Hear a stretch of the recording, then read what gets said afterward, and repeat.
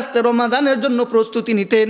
হাদিসের মধ্যে আসছে আল্লাহ রসুল শাবান মাস আসলে এত বেশি পরিমাণে রোজা রাখতেন যে রমজান ব্যতীত অন্য কোনো মাসে আল্লাহর রসুল এত বেশি রোজা রাখতেন না।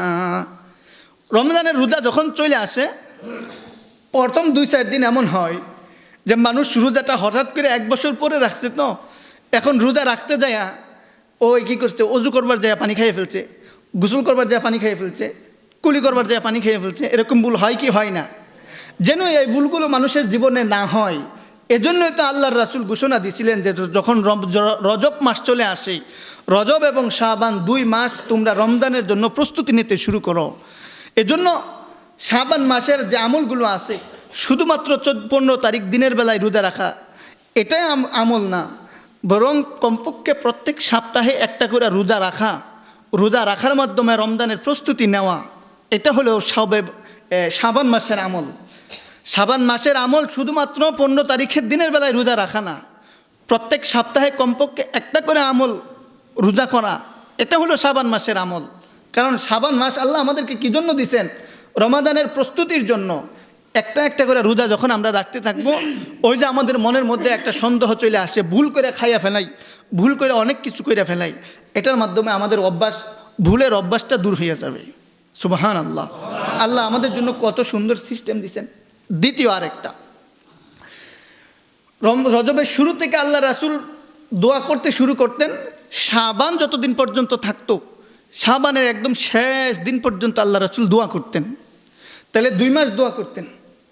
মুফাসসিরিনে কেরাম এই হাদিসের ব্যাখ্যায় লেখেন যে আল্লাহর রাসূলের এই দোয়ার মধ্যে একটা বিশেষ কৌশল আছে। কৌশল কি?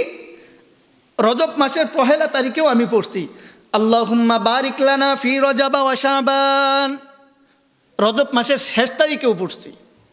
একই দোয়া শাবানের শুরুতেও পড়ছি, একই দোয়া আজকে শাবানের 15 তারিখ আজকেও পড়তেছি।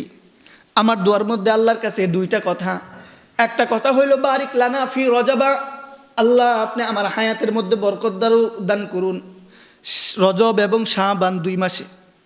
এই 2 মাসে আমার হায়াতের মধ্যে বরকত দান করুন। যদি আমার হায়াতের মধ্যে শেষ হইয়াও যায়, বাড়াইয়া দিন।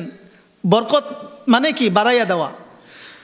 যদি হায়াত শেষও হইয়া যায় তবুও বাড়াইয়া দিন, যেন আমি রমজান পর্যন্ত পৌঁছতে পারি।